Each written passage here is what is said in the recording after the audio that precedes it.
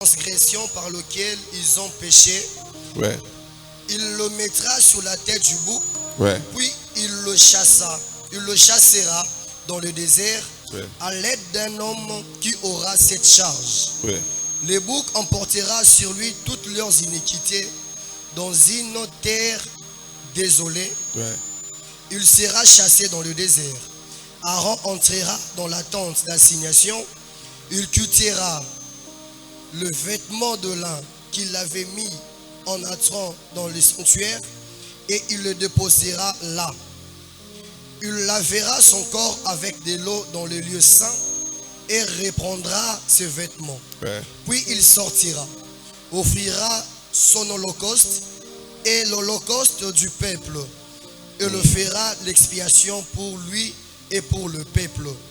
Il brûlera sur l'autel la graisse de la victime d'expiatoire. C'est lui qui aura chassé les boucs pour Azazel, lavera ses vêtements et lavera son corps dans l'eau. Après cela, il rentrera dans le camp. Au verset. Merci beaucoup.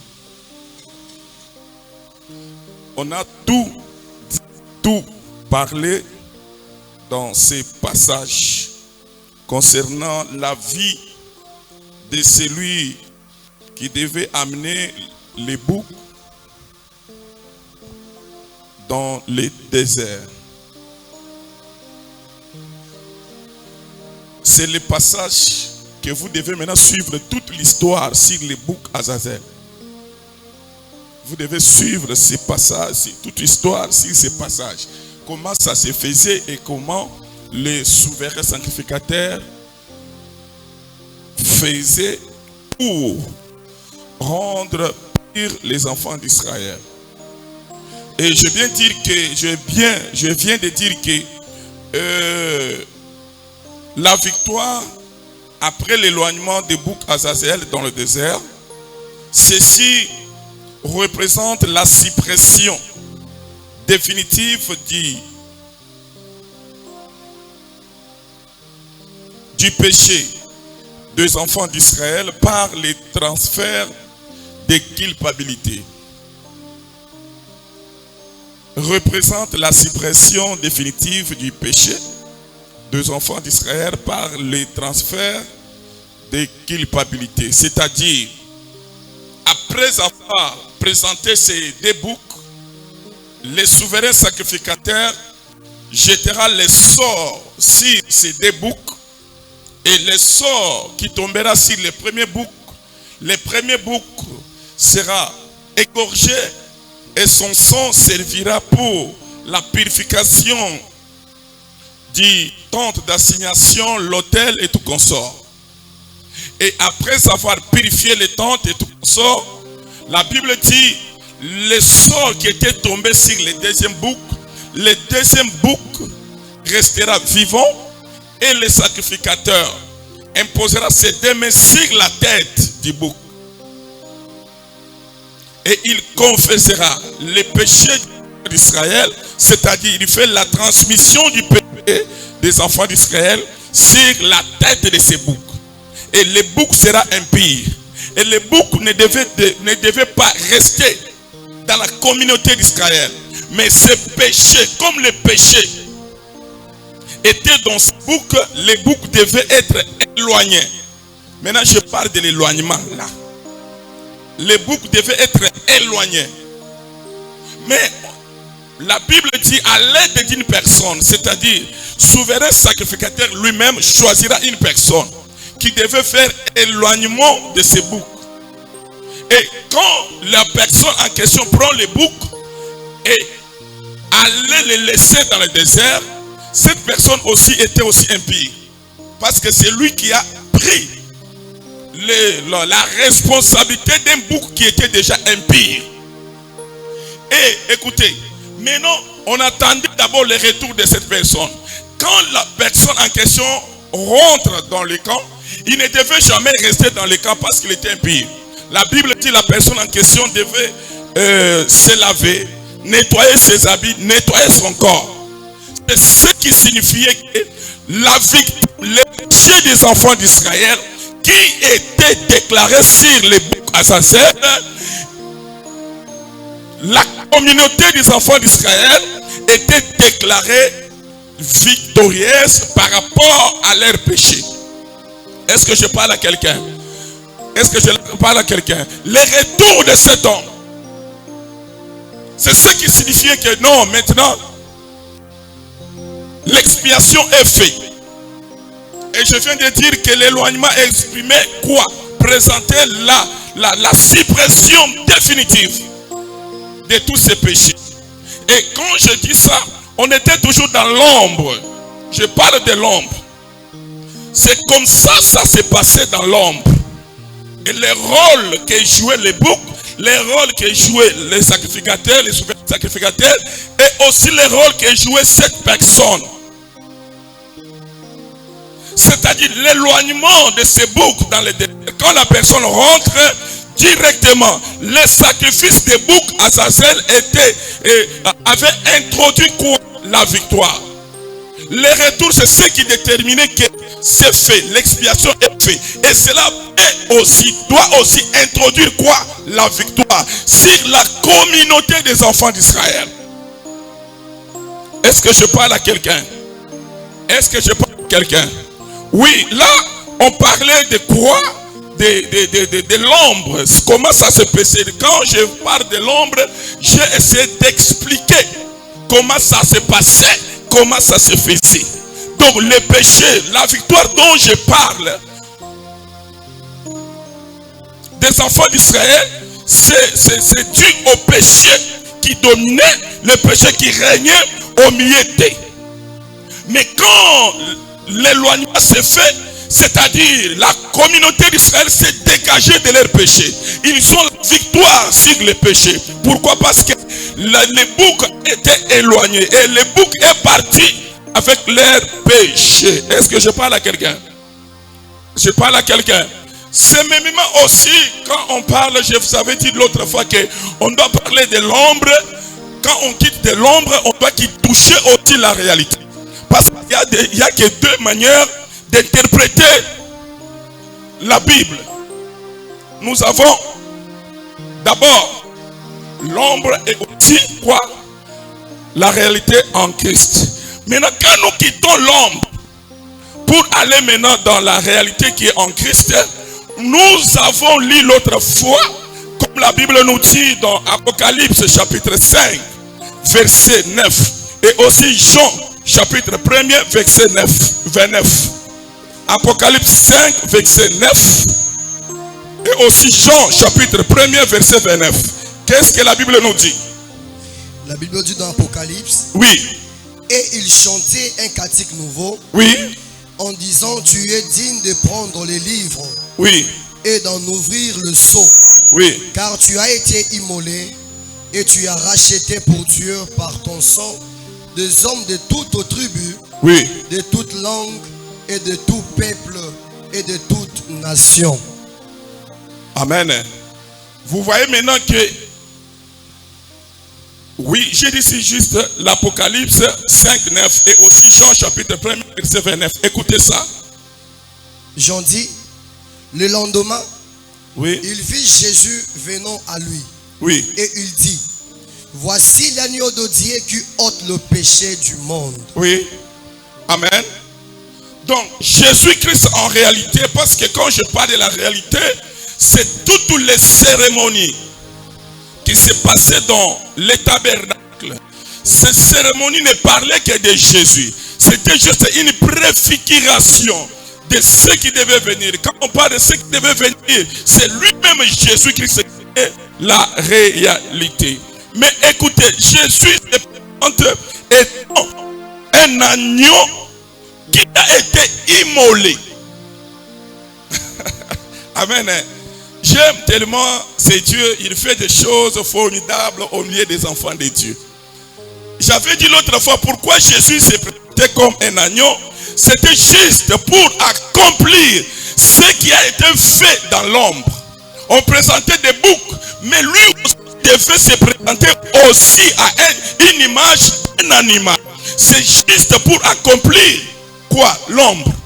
Mais écoutez, Jésus, quand il se présente, Jean présente Jésus étant l'agneau de Dieu. L'Apocalypse dit, c'est lui qui a été immolé. Donc Jésus a joué le même rôle que l'animal, les boucs de l'ombre avaient aussi joué. On peut voir cela. Est-ce qu'on peut voir cela? Amen. Amen. Je parle de l'éloignement. La victoire là. L'éloignement causé a introduit une victoire sur la vie de la communauté d'Israël. Mais aujourd'hui, je ne parle de la communauté d'Israël, mais je parle aux chrétiens. Je parle aux chrétiens, je suis en réalité. Donc, tout celui qui reçoit Seigneur Jésus, la réalité en Christ lui concerne. Est-ce que je parle à quelqu'un? La réalité en Christ concerne que l'église que nous sommes ce matin. Écoutez, éloignement, écrivez ça. L'éloignement de Jésus-Christ à Golgotha. L'éloignement de Jésus-Christ à Golgotha. Nous sommes dans le livre de Luc chapitre 23, 33e verset au 34e verset. Luc 23, 33e verset au 34e verset. Qu'est-ce que la Bible dit? La Bible dit, lorsqu'ils furent arrivés au lieu appelé Crâne, ils le crucifièrent là. Ainsi que les deux malfaiteurs, l'un à droite, l'autre à gauche. Jésus dit, Père, pardonne-leur, car ils ne savent pas ce qu'ils font. Ils se partagèrent ses vêtements en tirant au sort. Alléluia. Maintenant écoutez, lorsque Jésus est venu, il s'est présenté étant l'agneau de Dieu qui a été immolé avant la fondation du monde. C'est-à-dire, ce qui s'était fait dans le présent, les jours de sa mort, ça a été déjà fait avant la fondation du monde. La Bible dit, Jésus a été arrêté. Il a été jugé en Jérusalem. Amen. Mais Jésus devait être condamné en Jérusalem. Mais on n'a pas dit, parce que tout ce qui se faisait doit toujours accomplir l'ombre. Au lieu de l'arrêter ou de la condamner sur place, on a pris Jésus. On est allé avec lui dans une place appelée Graine, qui veut dire la place de désolation. Amen.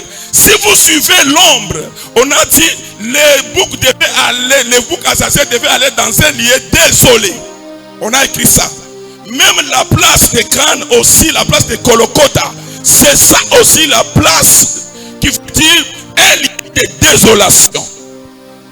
Jésus devait quitter le camp pour aller hors du camp. Or, les boucs devaient aussi quitter le camp pour aller où? Dans le désert. Jésus aussi devait quitter le camp pour aller où? Hors du camp pour être crucifié. Est-ce que je parle à quelqu'un? C'est soit l'éloignement. Il devait accomplir la prophétie. Il devait accomplir ce qu'on appelle l'ombre. Ce qui s'est passé le jour de sa mort devait accomplir l'ombre. Vous savez, Jésus lui-même dit, il est le souverain sacrificateur. Jésus lui-même, il représente le souverain sacrificateur. Lui-même représente encore les boucs. Lui-même représente encore la personne qui avait pris les boucs, amené les boucs dans le désert. Est-ce que je parle à quelqu'un? Je parle à quelqu'un. L'acte de l'éloignement de Jésus-Christ dans le désert, qu'est-ce que cet acte avait fait? Qu'est-ce que cet acte a accompli dans la vie de nous, de tous chrétiens que nous sommes? Lisons encore Hébreux chapitre 9, verset 28. Il s'agit de lui. Il s'agit de son sang. Acte 9, 28. Hébreux 9, 28. Hébreux 9, 28 plutôt. La Bible dit, oui. De même Christ, qui s'est offert une seule fois pour porter le péché de plusieurs, oui, apparaîtra sans péché une seconde fois à ceux qui l'entendent pour leur salut. amen. De même Christ qui s'est offert une seule fois pour porter le péché. Jésus s'est offert une seule fois pour porter nos péchés en nous. Mais ces péchés, Jésus ne devait pas être condamné dans le camp. Jésus devait être condamné hors du camp. Et Jésus, il a accepté de prendre nos péchés en nous. Est-ce que je parle à l'église? Ici, je ne parle pas de la communauté d'Israël. Jésus s'est offert lui-même pour nos péchés. Et Jésus ne devait jamais être condamné dans le camp, mais Jésus devait être condamné hors du camp. Est-ce que je parle? C'est-à-dire pour qu'il y ait l'éloignement du péché. Pour qu'il y ait l'éloignement du péché. Amen. Il devait sacrifier hors du camp pour qu'il y ait l'éloignement du péché. Je parle à quelqu'un. Est-ce que je parle à quelqu'un? Quand Jésus, parce que Jésus n'a pas été tué, mais Jésus lui-même s'est rendu l'âme. Lui-même s'est tué lui-même. Il est rendu l'âme. Mais après sa mort sur la croix, lui-même était sacrifié, s'est offert lui-même pour le péché de plusieurs. Et sa mort là, après sa mort, on devait déclarer la victoire sur les victimes qui vivaient dans le péché. Les victimes dont je parle ce matin, c'est l'église. C'est nous-mêmes là. Nous sommes là aujourd'hui en train de vivre une victoire. Christ lui-même s'était sacrifié sur la croix. Et lui-même a dit, il s'agit de moi. Je dois me faire moi-même une seule fois par an. Ce n'était pas une seule fois par an, mais pour lui c'est éternellement. Je parle à quelqu'un. Je parle à quelqu'un. Donc, l'éloignement de Jésus-Christ sur la place des crânes. Il devait mourir sur la croix à Golgotha. Et ceci a introduit une victoire sur tout celui qui croit au Seigneur Jésus-Christ. Est-ce que je parle à quelqu'un? La victoire de tout chrétien dépend aussi de l'éloignement et de la mort de Jésus-Christ sur la croix. Si Christ n'était pas éloigné hors du camp, on n'allait jamais parler de l'église aujourd'hui. C'est parce qu'il a accepté de mourir sur la croix pour que nos péchés soient pardonnés. Est-ce que quelqu'un est là? Écoutez, je suis dans le point 3. La victoire après l'éloignement de Jésus-Christ à Golgotha. Je suis dans le point 3 maintenant. Nous sommes dans le livre de Jean chapitre 19 verset 30. Jean 19, 31 verset. La Bible dit, ouais. Quand Jésus eut pris le vinaigre, oui, il dit, tout est accompli. Tout est accompli. Et baissant la tête, oui, il rendit l'esprit. Amen. Jésus, avant de rendre l'âme, il a déclaré quelque chose. Une parole dans sa bouche. Il a dit, tout est accompli. Tout était accompli pour que les chrétiens puissent être introduits dans la victoire sur les péchés. Est-ce que je parle à quelqu'un? Il devait déclarer cette parole sur la croix. Et tout chrétien qui croit au Seigneur Jésus-Christ doit savoir qu'il est notre bouc à Azazel. Et sa mort sur la croix nous a introduits dans la victoire sur les péchés, dans la victoire sur toutes les douleurs. Jésus devait mourir pour que quelqu'un puisse vivre dans la victoire. La raison pour laquelle l'apôtre Paul dit, nous ne combattons pas pour la victoire, car nous sommes dans la victoire. Tout chrétien doit savoir qu'il est dans la victoire. Il vit dans la victoire. Et la victoire, nous l'avons acquis sur la croix à cause de sa mort. Et la mort de Jésus-Christ qui nous a donné cette victoire. Est-ce que je parle à quelqu'un? Jésus-Christ s'est offert lui-même il s'est éloigné afin d'accepter de mourir. Non. Et aujourd'hui, je parle à quelqu'un. Jésus-Christ, il est notre bouc Azazel. Sa mort nous a introduits dans la victoire sur l'ennemi. Si vous lisez Colossiens chapitre 2, verset 15. Colossiens chapitre 2, verset 15. Colossiens 2, verset 15. Sa mort nous a introduits dans la victoire. La Bible dit, Ouais. il a dépouillé les dominations Oui. et les autorités. Pendant sa mort, la mort de Jésus, il a fait quoi? Il a dépouillé les dominations et les autorités. Et les autorités, parce que quelqu'un allait acclamer. Quelqu'un allait dire amen. Sa mort, il a fait quoi? Il a dépouillé les dominations et Oui. les autorités. Ok. Et les a livrées publiquement en spectacle, Oui.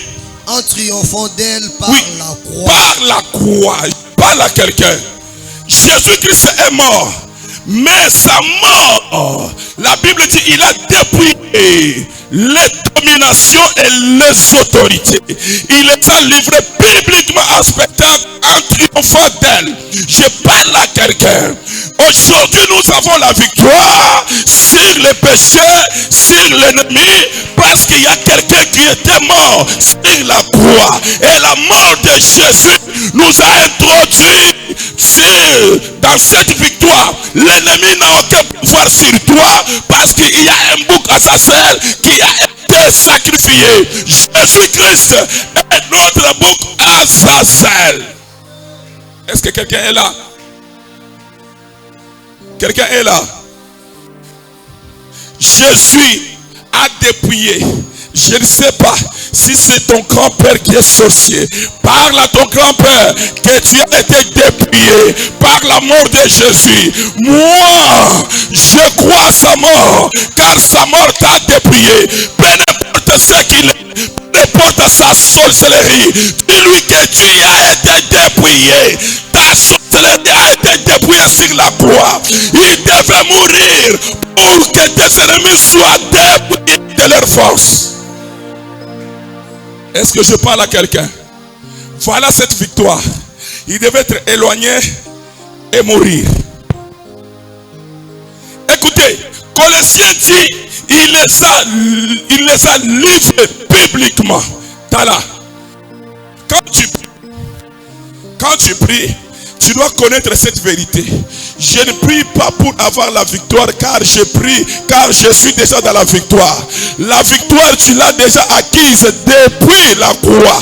La croix, au travers de la croix, Jésus s'est fait. Et au travers de la croix, tu as la victoire sur les démons de ta famille, sur les esprits de mari de nuit. Est-ce que je parle à quelqu'un? Quelqu'un est là? La yikama lo prosetai. Lide gloria stamai de Father. Jesus glory. Tu es sorti dans une famille dont la sorcellerie règne. Sorti dans une famille dont pour se marier c'est tout un problème. Mais ce matin, je suis venu t'annoncer une bonne nouvelle. Une bonne nouvelle est que Jésus-Christ est mort.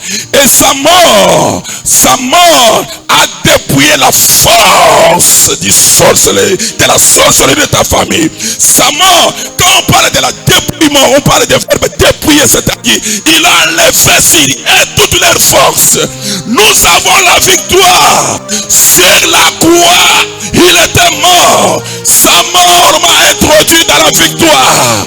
Je dois être orgueilleux parce que je suis en Jésus. Pourquoi toi tu es orgueilleux? Non, parce qu'il était mort sur la croix. Pourquoi toi tu es comme ça? Non, parce qu'il était mort sur la croix. Je sais que sa mort nous a introduits dans cette victoire. Est-ce que je parle à quelqu'un? Quelqu'un est là? Il y a les chrétiens d'aujourd'hui, parce qu'ils ne maîtrisent pas cette connaissance. On te dit, on va te tuer. Tu verras cette fois-ci. Qui va te tuer? Toi, tu es quelqu'un qui vit dans la victoire et quelqu'un vient pour te tuer. Comment ça? Comment on peut te tuer, toi qui vis dans la victoire? Comment on peut te tuer, toi dont quelqu'un s'est sacrifié? Il était mort sur la croix pour que toi tu vives. Si on veut te tuer, on doit commencer d'abord par détruire le ciel. Car le ciel a déjà déclaré une victoire sur ta vie. Jésus-Christ est notre bouc Azazel. Nous devons célébrer sa mort. Nous devons célébrer sa mort. C'est dans sa mort que nous avons eu cette victoire. Est-ce que quelqu'un est là? Il les a dépouillés. Quand on parle de verbe dépouiller, ça dit il les a rendus impuissants. Ils ne seront plus opérés. Aujourd'hui là, dans leur camp, nous les avons dépouillé leurs forces. Ils ne vont plus opérer. Ils ne vont plus parler de toi.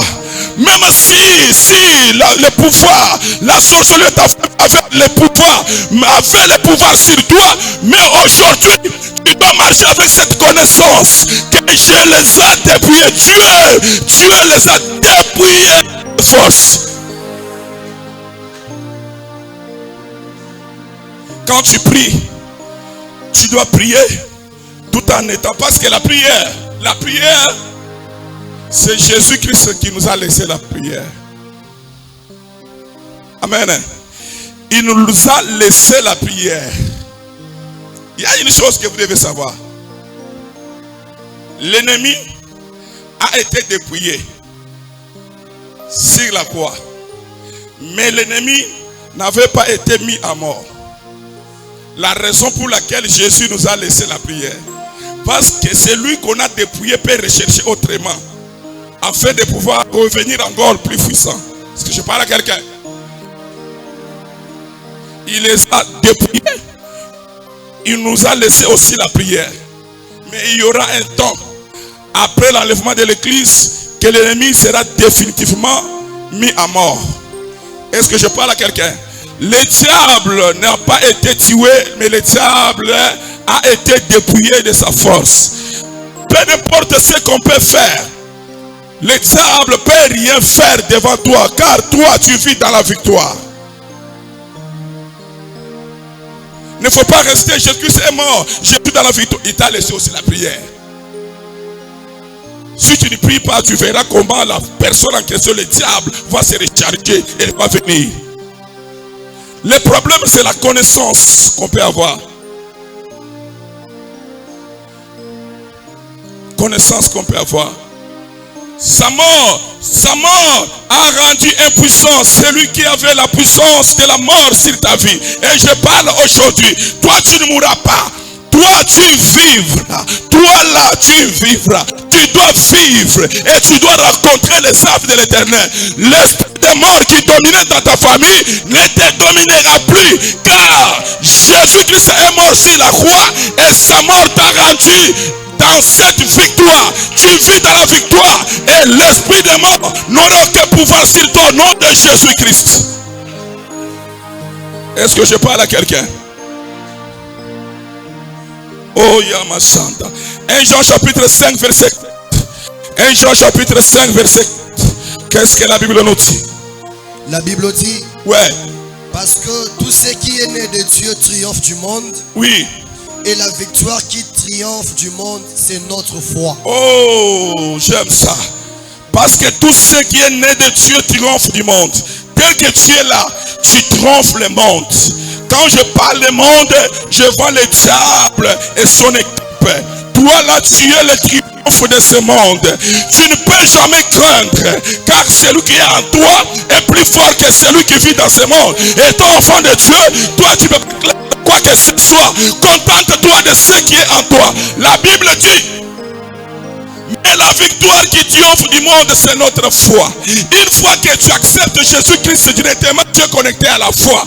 La foi là, c'est une personne. Quand je parle de la foi, c'est Jésus-Christ. Il est en toi, c'est lui qui triomphe, qui a triomphé le monde. Jésus qui est en toi au moyen de ta foi a triomphé le monde. Aujourd'hui, il y a les enfants de Dieu qui sont tués par la sorcellerie de leur famille. Aujourd'hui, il y a des chrétiens qui sont morts par la sorcellerie. L'homme qui est la porte, mais enfant de Dieu, moi, tu ne mourras jamais de la sorcellerie de la famille. Tu mourras au jour au temps convenable, le jour que Dieu lui-même va planifier pour toi.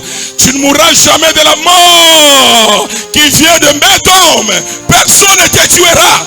Domine sur le monde, domine sur la mort, domine sur l'ennemi qui te tourmente au nom de Jésus. Est-ce que quelqu'un est là? Aujourd'hui, je suis venu booster la foi de quelqu'un. Je suis venu parler à quelqu'un qui vivait dans la peur.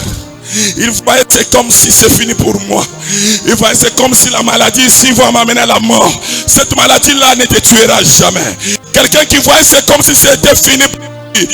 Sur la terre, il est venu accompagner les autres. Tu n'es pas venu accompagner les autres car tu vis dans la victoire. Je parle la victoire est dans tous les aspects de ta vie. Reçois cette victoire au nom de Jésus. Reçois la victoire dans le domaine des mariages. Reçois la victoire dans le domaine des mariages. Reçois la victoire dans le domaine du travail. Reçois la victoire, la victoire, la victoire, la victoire.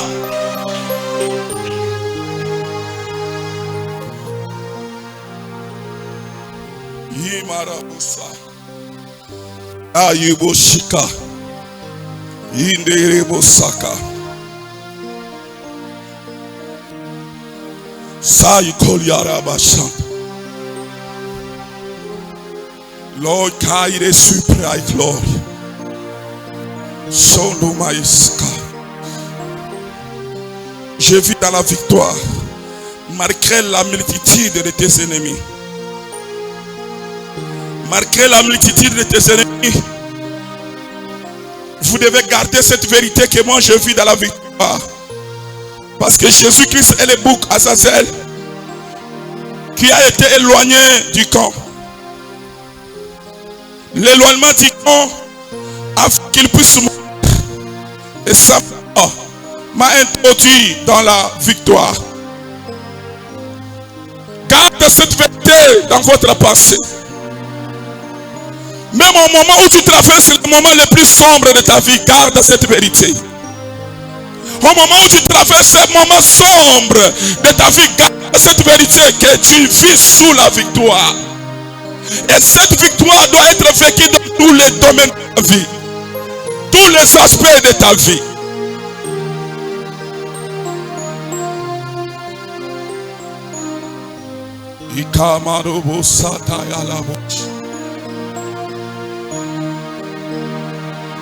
Tu as vaincu cette maladie qui te tourmente au nom de Jésus. Tu as la supériorité sur les ennemis qui te tourmentent au nom de Jésus. Tu as la supériorité sur la sorcellerie de ta famille au nom de Jésus. Rien de mauvais ne te fera du mal. Peu importe ce qu'on peut planifier dans le monde des ténèbres. Toi tu n'es pas n'importe qui. Mais tu es celui qui vit sous la victoire. Jésus est mort. Sa mort nous a introduits dans cette victoire.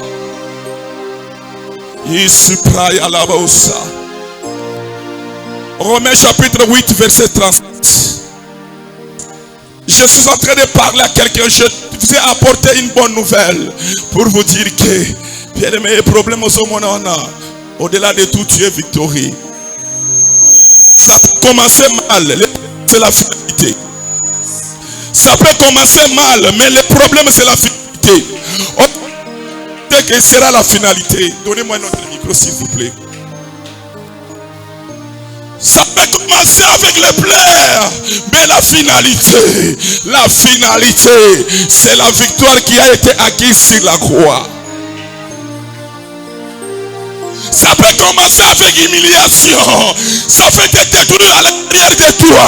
Mais la finalité, c'est la victoire qui a été acquise sur la croix. Tu peux vivre les recherches des hommes, mais tu dois savoir qu'il y a une vérité. Sache-le bien. Sache-le bien. Tu vaincras.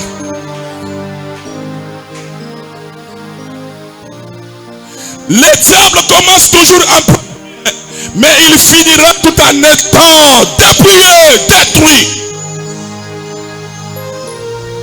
Salibos. Job dit, mon rédempteur est vivant. Il se lèvera les derniers.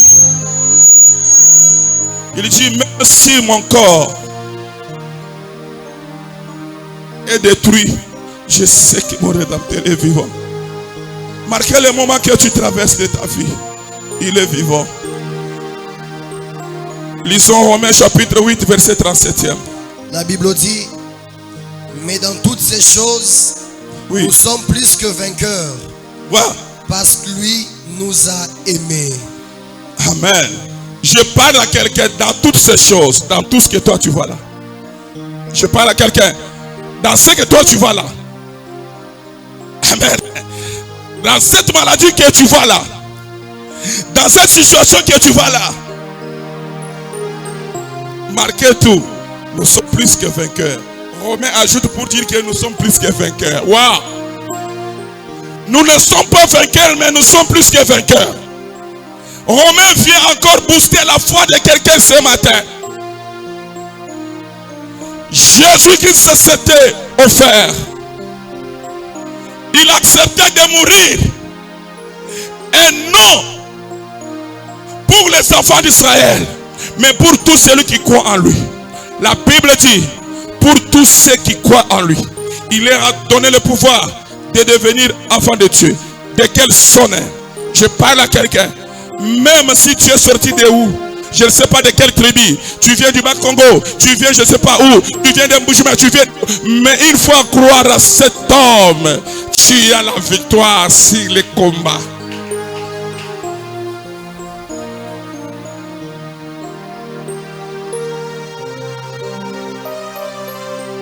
Amen. Tu as la victoire. Est-ce qu'on peut se tenir debout? J'aimerais qu'on chante. Jésus a gagné, oh Satan a perdu. J'aimerais qu'on chante ça. Ça me fait tellement bien. Quelqu'un doit savoir ce matin qu'il vit sous la victoire. Il est notre bouc qui a été éloigné du désert. Jésus est mort sur la place des crânes, qui veut dire le lieu de désolation. Il a accepté la désolation pour que nous vivons dans la victoire.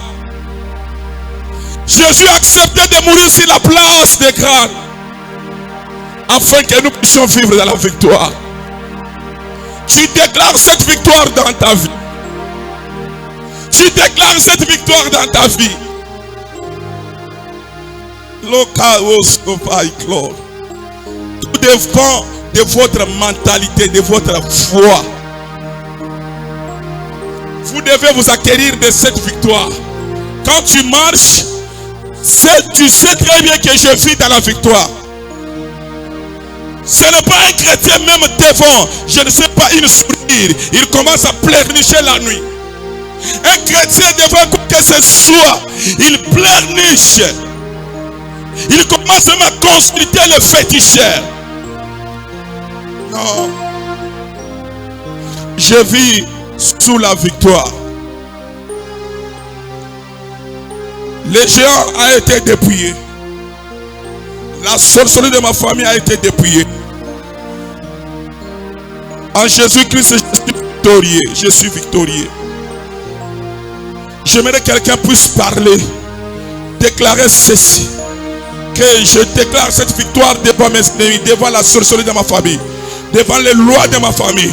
Tu es en train de déclarer cette victoire au nom de Jésus. Déclarons, déclarons, déclarons. Tu le déclares. Tu dois confesser de cette victoire. Cette victoire éternelle, Dieu. Je déclare la victoire dans le nom de Jésus. Je déclare la victoire. Confesse de ta bouche cette victoire. Confesse la victoire dans le nom de Jésus.